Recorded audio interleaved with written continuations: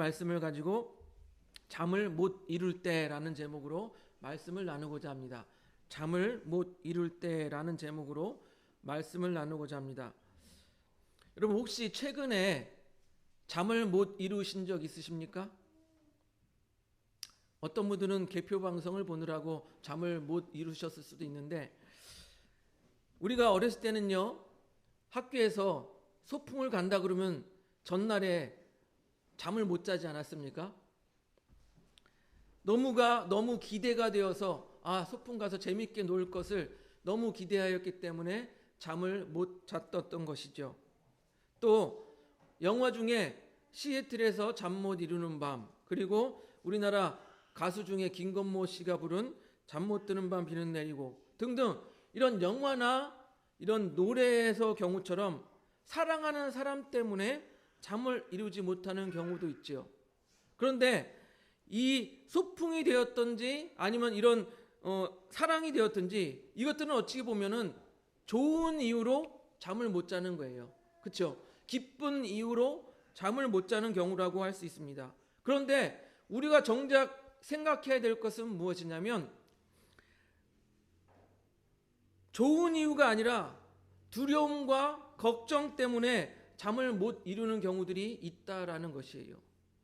마음속에 근심과 염려 때문에 잠을 이루지 못하는 경우가 있다라는 것입니다.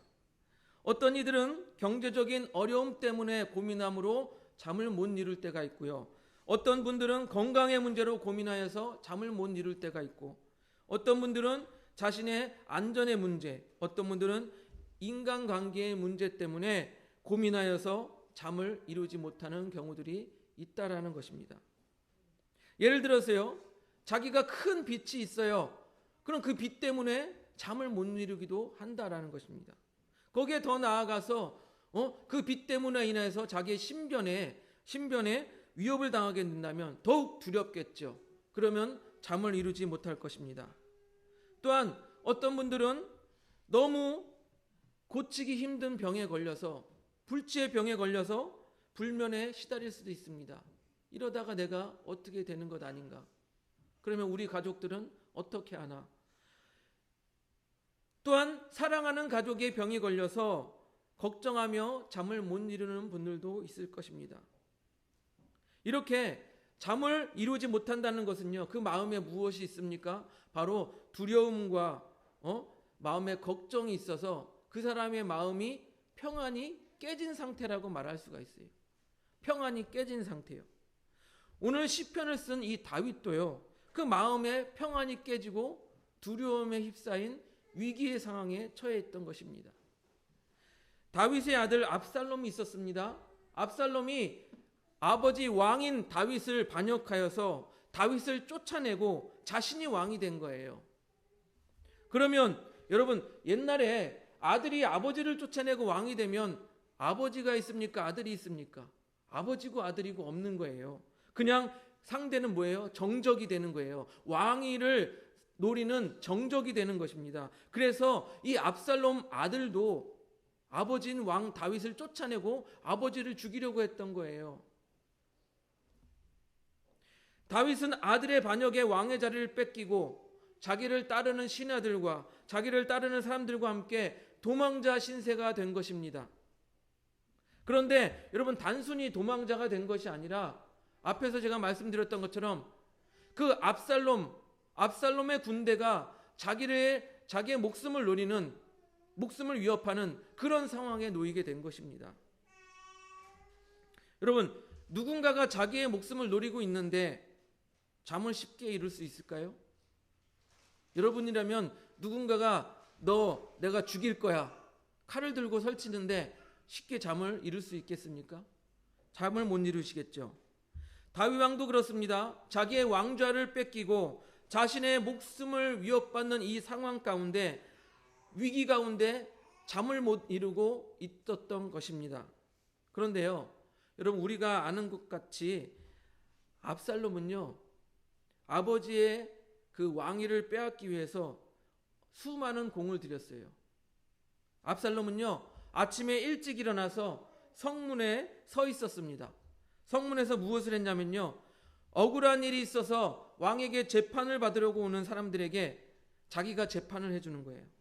그리고 내가 재판장이 되어서 재판을 해주고 너희들 앞에 내가 정의를 세우겠다라고 말을 하는 거예요. 그리고 왕인 아버지에게는 이렇게 말합니다. 아버지에 대해서는 이렇게 말합니다. 야, 백성들아, 우리 왕인 아버지는 당신들의 그 억울한 일에 관심이 없어. 우리 한번 사무엘하 15장 3절을 같이 보겠습니다. 넘겨줘 보세요. 사무엘하 15장 3절 같이 읽습니다. 시작. 압살롬이 그에게 이르기를 보라, 내 일이 옳고 바르다마는 내 송사를 들을 사람을 왕께서 세우지 아니하셨다 하고, 압살롬이 뭐라고 말합니까? 야, 내가 너희들 재판장이 되어줄게. 너희들 억울한 사정 들어줄게. 그런데 우리 아버지는 너희들의 그런 재판에 관심이 없어. 즉 무엇입니까? 자기는 백성들 앞에서 높이 세우고 아버지는 깎아내리고 있는 것입니다. 그러니까 그 결과가 어떻게 됩니까? 우리 15장 6절을 보겠습니다. 사무엘하 15장 6절 같이 읽습니다. 시작. 이스라엘 무리 중에 왕께 재판을 청하러 오는 자들마다 압살롬의 행함이 이와 같아서 이스라엘 사람들의 마음을 압살롬이 훔치니라. 그러니까 압살롬이 다윗 백성들의 마음을 훔치고 또한 그 유력한 자들의 마음을 훔쳐서 그들을 포섭하여서 자기 편으로 만든 거예요. 그러니까 이렇게 철저하게 압살롬이 준비를 했기 때문에 압살롬의 반역이 이루어질 수 있었던 거예요. 그리고 그 아버지 다윗은 어떻게 됐다고요? 쫓기는 신세가 된 것입니다. 그래서 다윗은요, 이런 반역 행위를 세 가지로 정의하고 있어요. 첫째, 자신의 영광을 부끄럽게 했다라고 말합니다. 자신의 영광을 부끄럽게 했다. 우리 시편 4편 2절을 보겠습니다. 넘겨줘 보세요. 같이 한번 읽어보겠습니다. 4편 2절 시작. 인생들아, 어느 때까지 나의 영광을 받고 욕되게 하며 헛된 일을 좋아하고 거짓을 구하였느냐. 예. 나의 영광을 바꾸어 욕되게 하며라고 말하고 있습니다. 무엇입니까? 이스라엘의 왕이었던 이 다윗을 쫓아냈어요. 그러니까 이제 왕궁에서 쫓겨났으니까 어떻게 돼요? 영광을 빼앗긴 거예요. 그리고 대적들에게 쫓기는 신세가 되었으니까 이제 자신의 처지가 욕되게 된 거예요. 매우 불명예스러운 그런 상황이 된 것이죠. 거기에다가 여러분 보세요. 반역자가 다른 사람이 아니에요. 자기 아들이에요. 친아들. 자기 친아들이 자기를 치고 반역자가 되었어요. 얼마나 불명예스럽고 욕된 일입니까? 둘째, 그들의 반역 행위가 헛된 일이라고 말합니다. 그런데 우리가 아까 보았던 것처럼 헛된 일을 좋아하고, 여기 보니 헛된 일을 좋아하고라고 있죠. 헛된 일을 좋아하고 해서 이 좋아하다는 말은 감정적으로 좋아하다는 말이에요. 그 원어, 좋아하다라는 원어를 보아도 그것이 감정적으로 치우쳐서 좋아한다, 그런 의미를 담고 있습니다. 그러니까 이 반역 행위가 얼마나 헛됐고 하나님의 뜻이 아닌 그들의 감정에 치우친 일임을 다윗이 이야기하고 있는 거예요. 그런데 여러분, 그들의 반역이 왜 헛된 일일까요? 아니, 왕권을 빼앗기 위해서 압살롬이 치밀하게 준비했고 그리고 왕권을 빼앗았어요. 다윗을 쫓아냈어요. 그런데 왜 헛된 일일까요? 아니, 왕권을 얻고 싶어서, 권력을 얻고 싶어서 얻었는데 왜 헛된 일이 될까요? 그 반역이 헛된 일인 이유는요, 바로 하나님으로부터 기름 부음을 받지 못한 자가 왕의 자리를 노렸기 때문에 그게 헛된 일인 거예요. 여러분, 성경에서요, 왕에 오르거나 제사장이 되거나 선지자가 되는 일은 하나님으로부터 기름 부음을 받아야 돼요. 그런데 기름 부음을 받지 못한 자 압살롬이 기름 부음을 받은 자, 사무엘로부터 기름 부음을 받은 자 다윗을 쫓아내고 자기가 왕이 되려고 했으니 이 어찌 헛된 일이 아닐 수 있습니까? 세 번째, 그들의 반역 행위를 거짓된 것으로 다윗은 정의하고 있습니다. 거짓된 것 보세요. 헛된 일을 좋아하고 거짓을 구하려는가? 이 거짓된 것이라고 다윗은 정의하고 있습니다. 앞에서 말씀드린 것 같이 압살롬은요, 다윗의 왕위를 빼앗기 위하여 백성들을 어떻게 했어요? 속였잖아요. 아버지는 당신들의 재판에 관심이 없어. 내가 당신들의 재판관이 되어주고 정의를 세워줄게. 이렇게 아버지에 대해서 거짓 선동을 한 거예요. 그렇기 때문에 그들의 반역 행위는 그 자체가 거짓된 것이라고 다윗은 말하고 있습니다. 그런데 여러분, 다윗이 이렇게 거짓된 것이라고, 헛된 것이라고, 그리고 자기의 영광을 가리는 것이라고 말하기 전에 이 반역 행위는 하나님에 대한 반역이라는 거예요. 하나님에 대한 반역. 왜 하나님에 대한 반역입니까? 이스라엘을 누가 세우셨어요? 이스라엘을 하나님이 세우셨어요. 하나님이 세우시고 하나님이 다스리는 신정 국가가 바로 이스라엘이라는 것입니다. 그런데 하나님께서 세우신 이 신정 국가 이스라엘에서 하나님께서 기름 부어 세우신 왕 다윗이 있는데 그 다윗을 따라서 하나님의 뜻을 따라서 이 왕을 온전히 세우는 것이 아니라 하나님이 세우신 다윗 왕을 쫓아내고 자기들의 마음대로 나라를 이끌어 가겠다고 하는 것이 바로 이 하나님에 대한 반역이라는 거예요. 그들은요, 하나님의 뜻을 반역하고 하나님이 세우신 왕을 쫓아냈어요. 그리고 하나님이 세우신 왕에 대해서 목숨을 노리고 있고 그들의 목적에 맞게 사리사욕을 채우는 일을 하고 있었던 것입니다. 그래서 다윗은 그들에게 다시 한번 나는 하나님의 택함을 받은 사람이다 라고 말하고 있습니다. 3절을 통해서 자기가 하나님의 택함을 받은 왕임을 말하고 있습니다. 넘겨줘 보세요. 시편 4편 3절 같이 읽습니다. 시작. 여호와께서 자기를 위하여 경건한 자를 택하신 줄 너희가 알지어다. 내가 그를 부를 때에 여호와께서 들으시리로다. 자기는 하나님께서 택하신 왕이라고 말하고 있는 거예요. 그런데 너희가 나를 쫓아내? 다윗이 그렇게 말하고 있는 것입니다. 이 다윗에게 반역한 자들이 하나님의 뜻에 반역하였다라고 우리가 생각한다면 반대로 다윗을 따르는 자들, 다윗과 함께 다윗을 따르는 자들은 어떻게 해야 될까요? 이제 어떻게 해야 될까요? 다윗은 그들에 대해서 이렇게 말하고 있습니다.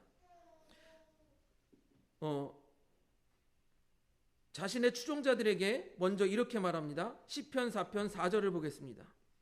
시편 4편 4절 같이 읽어보겠습니다. 시작.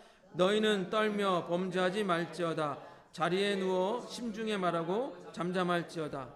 다윗은요, 자기를 따르는 자들, 즉 하나님의 뜻을 따르는 자들에게 이렇게 말합니다. 떨며 분을 내라. 이 떤다라는 것은 분을 낸다라는 거예요. 그리고 너희는 이라는 말은 다윗을 따르는 자들을 말하는 거예요. 그러니까 너희는 떨라. 그러면 뭐냐? 너희는 분을 내라. 화를 내라. 무엇으로부터 화를 내냐? 다윗 왕, 하나님께서 세우신 다윗 왕이 쫓겨나서 지금 도망탄을 칠 수밖에 없는 이 상황에 대해서 화를 내라는 거예요. 하지만 뭐라고요? 범죄하지 말라. 뭐래요? 분은 나지만, 이 상황에 대해서 화는 나지만 그 마음의 분을 품음으로 말미암아 범죄는 범하지 말라라고 말하고 있는 거예요. 사도 바울은요, 이 말씀을 인용하면서 이렇게 말합니다. 에베소서 4장 26절에 이렇게 말하고 있습니다. 넘겨줘 보세요. 에베소서 4장 26절 같이 읽습니다. 시작. 분을 내어도 죄를 짓지 말며 해가 지도록 분을 품지 말고. 그렇습니다. 하나님의 뜻을 따르는 사람들은요, 아무리 화가 난다고 해도 그것이 화가 죄로 연결되어져서는 안 된다라는 거예요. 예를 들어볼게요. 그 예를 우리는 창세기에서 찾을 수 있습니다. 가인과 아벨 있잖아요. 가인과 아벨이 둘 다 하나님께 제사를 드렸어요. 그런데 하나님께서 가인의 제사는 받지 아니하시고 아벨의 제사는 받으셨어요. 그래서 가인이 화가 났어요. 화가 나서 어떻게 했을까요? 자기의 동생 아벨을 돌로 쳐서 죽였습니다. 이 모습을 본 이 화를 내고 있는 가인에 대해서 하나님께서는 이렇게 말씀하고 있습니다. 창세기 4장 6절 7절 넘겨줘 보세요. 4장 6절 7절 같이 읽습니다. 시작. 여호와께서 가인에게 이르시되 내가 분하여 함은 어찌 됨이며 안색이 변함은 어찌 됨이냐. 내가 선을 7절 시작. 내가 선을 행하면 어찌 낯을 들지 못하겠느냐. 선을 행하지 아니하면 죄가 문에 엎드려 있느니라. 죄가 너를 원하나 너는 죄를 다스릴지니라. 그렇습니다. 우리가 화가 나는 경우는 많이 있어요. 여러분, 인생을 살아가면서 화가 안 나는 사람이 어디 있습니까? 다 화가 나요. 화가 나지만 하나님의 뜻을 따르는 사람들은요, 화가 난다고 해서 다 죄를 지으면 안 된다라는 거예요. 여러분, 하나님의 뜻을 따르는 사람, 예수를 믿는 사람들은 화가 난다고 해서 다 막 욕하고 때리고 죽이고 그래서 되겠습니까?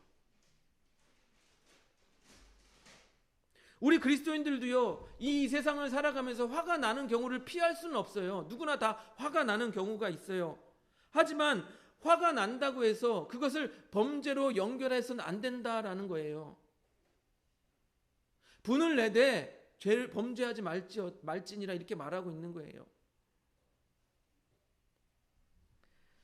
화가 난다고 해서 범죄하는 사람들, 그런 사람들은 그리스도인이라고 말할 수 없을 거예요. 다윗도 그것을 말하고 있습니다. 지금 너무나도 화나 있는, 극도로 분노하고 있는 자신의 추종자들, 우리 왕을 쫓아내고 우리를 이렇게 도망자 신세로 만들었단 말이야, 이렇게 화를 내고 있는 다윗의 추종자들에게 분이 나는 것은 어쩔 수 없지만 그 마음을 다스려서 범죄에 이르는 일이 없어야 된다라고 다윗은 말하고 있는 것입니다. 그렇게 하기 위해서 뭐라고 말합니까? 그렇게 하기 위해서 밤중에 누워 마음속으로 반성하며 잠잠하라라고 말하고 있습니다. 그리고요, 다윗은 자신을 따르는 사람들에게 영적인 제사를 드리라고 말하고 있습니다. 우리 시편 4편 5절을 보겠습니다. 넘겨줘 보세요. 시편 4편 5절 같이 읽습니다. 시작. 의의 제사를 드리고 여호와를 의지할지어다. 앞에서 다윗은 뭐라고 말했어요? 야, 분은 내어도 죄를 짓지 마라라고 말했습니다. 그것은 어떻게 보면 소극적인 대처예요. 너무 화가 나는데 죄는 범하지 말아야지. 소극적인 대처라면 이제는 하나님께 나아가 제사를 드리라는 적극적인 대처를 말하고 있습니다. 이것은요, 구약에서 말하는 짐승을 잡아서 그 피를 흘려서 하나님께 드리는 그런 제사가 아니라 자신의 마음을 찢고 통회하는 심령을 하나님께 드리는 영적 제사를 말하는 것이에요. 여러분, 여호와께서 구하시는 제사는요, 상한 심령이고 그 상하고 통회하는 마음을 하나님께서는 무시하지 않는다라는 것입니다. 다윗은요, 추종자들에게 말하고 있는 거예요. 지금 영적인 제사를 통해서 적극적으로 하나님께 나아가라, 그리고 여호와를 의지해라 라고 이렇게 말하고 있는 것입니다. 의의 제사를 드리고 여호와를 의지한다는 것은 무엇을 의미합니까? 하나님과 관계를 회복해라 라는 것이에요. 하나님과 관계를 회복해라. 여러분, 우리 그리스도인들도요, 세상을 살아가면서 화가 나는 상황을 피할 수는 없어요. 누구나 다 화가 나는 상황을 맞이할 수밖에 없어요. 하지만 화가 난다고 해서 모두 범죄를 저지르면 안 되고, 범죄를 저지르지 않기 위해서 어떻게 한다고요? 하나님께 상한 마음을 가지고 나아가라는 거예요. 상한 마음을 가지고 하나님께 나아가 하나님을 의지하라고 말하고 있는 것입니다. 여러분, 이해가 되시죠? 이 세상을 살아가면서 화가 난다고 해서 다 범죄하지 말고 상한 마음을 가지고 하나님께 나아가 의의 제사를 드리고 하나님을 의지하여서 그것들을 해결하라는 것입니다. 세 번째로 마지막으로요, 다윗은요, 자신의 기쁨에 대해서 말을 합니다. 시편 4편 7절을 보니까요, 넘겨줘 보세요. 같이 읽습니다. 시작. 주께서 내 마음에 두신 기쁨은 그들의 곡식과 새 포도주가 풍성할 때보다 더하나이다. 아멘. 이 말씀을 다시 번역한 것을 보면 이렇게 되어있습니다. 당신은 그들의 곡식과 새 포도주가 많아질 때보다 더한 기쁨을 내 마음에 주셨습니다. 그들이 풍성한 곡식을 거두고 새 포도주를 많이 거뒀을 때 그들이 기뻐하는 것보다 나에게 더 큰 기쁨을 주셨다라는 거예요. 다윗은요, 하나님과 끊임없는 영적 교제를 통해서 그 마음에 항상 기쁨이 있다라고 말하고 있습니다. 이러한 하나님이 주시는 기쁨은요, 외적인 상황과는 관계가 없습니다. 오로지 하나님으로 말미암은 기쁨인 거예요. 그러한 기쁨은요, 추수할 때 많은 곡식을 거두고 또한 새 포도주가 풍성함으로 느끼는 기쁨, 그 만족보다 더욱 큰 기쁨이라고 말합니다. 여러분, 내가 돈벌이가 좋지 않고, 내가 경제적 상황이 좋지 않은데 여러분 기뻐할 수 있습니까? 이러한 기쁨에 대해서 하박국 선지자도 동일하게 말하고 있습니다. 하박국 3장 17절 18절을 보겠습니다. 같이 한번 읽어보겠습니다. 하박국 3장 17절 18절 시작. 비록 무화과 나무가 무성하지 못하며 포도나무에 열매가 없으며 감람나무에 소출이 없으며 밭에 먹을 것이 없으며 우리의 양이 없으며 외양간에 소가 없을지라도 나는 여호와로 말미암아 즐거워하며 나의 구원의 하나님으로 말미암아 기뻐하리로다. 아멘. 여러분, 여러분에게 이러한 기쁨이 있으십니까? 경제적으로 어렵고 힘들어도, 건강이 좋지 않아 마음이 아프고 힘들어도, 때로는 인간관계 때문에 너무 힘들어도 내게 하나님이 있고 하나님과 교제함으로 말미암은 그 기쁨이 그것들보다 더 크다라는 이런 고백이 여러분에게 있습니까? 나를 구원하신 하나님 때문에 내가 기쁘다. 이 세상의 삶의 현실은 녹록하지 않고 힘들어도 내가 나를 사랑하시는 하나님, 나를 구원하시는 하나님 때문에 내가 기쁘다. 이런 고백이 여러분에게 있으십니까? 다윗은요, 그 기뻐하는 이유를 바로 하나님을 향한 강한 믿음 때문이라고 말하고 있습니다. 우리 시편 4편 1절을 보겠습니다. 넘겨줘 보세요. 같이 읽습니다. 시편 4편 1절 시작. 내 의의 하나님이여 내가 부를 때에 응답하소서. 곤란 중에 나를 너그럽게 하셨사오니 내게 은혜를 베푸사 나의 기도를 들으소서. 다윗은 뭐라고 말합니까? 내가 부를 때에 응답하는 하나님이시다. 또한 나를 곤란할 때 나를 너그럽게 하는 하나님이시다. 또 뭐라고 말합니까? 자신에게 은혜를 베푸시고 나의 기도를 들어주시는 하나님이시다라고 다윗은 고백하고 있는 거예요. 그런 하나님 때문에 내가 환경이 어려워도 내가 기뻐할 수 있다라고 말하는 거예요. 또 시편 4편 3절을 보시기 바랍니다. 함께 읽어봅니다. 시편 4편 3절 시작. 여호와께서 자기를 위하여 경건한 자를 택하신 줄 너희가 알지어다. 내가 그를 부를 때에 여호와께서 들으시리로다. 다윗은 뭐라고 말합니까? 나는 하나님이 택하신 사람이다. 그리고 내가 하나님이 택한 내가 하나님을 부를 때 하나님께서 뭐라고요? 응답하신다. 들으신다라는 것입니다. 그런 믿음이 있었기 때문에 다윗은 어려운 상황 중에도 기뻐할 수 있다라고 말하는 거예요. 또 시편 4편 8절을 보겠습니다. 넘겨주세요. 같이 읽어봅니다. 시작. 내가 평안히 눕고 자기도 하리니 나를 안전히 살게 하시는 이는 오직 여호와시니이다.